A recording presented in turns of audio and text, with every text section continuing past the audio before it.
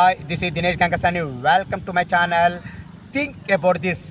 America అధ్యక్షుడు భారీ వాణిజ్య యుద్ధానికి తెరలేపారు.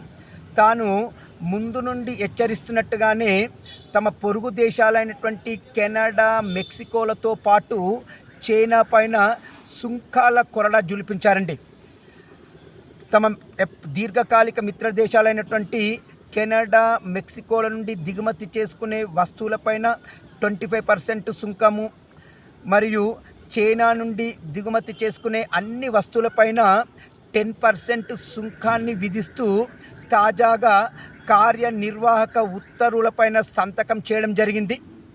మరి అమెరికాలోకి ఫెంటానిల్ అక్రమ రవాణాని, అక్రమ వలసలని అడ్డుకునేందుకే తాను ఈ చర్యలకి ఉపక్రమించినట్టుగా డొనాల్డ్ ట్రంప్ ప్రకటించడం జరిగిందండి.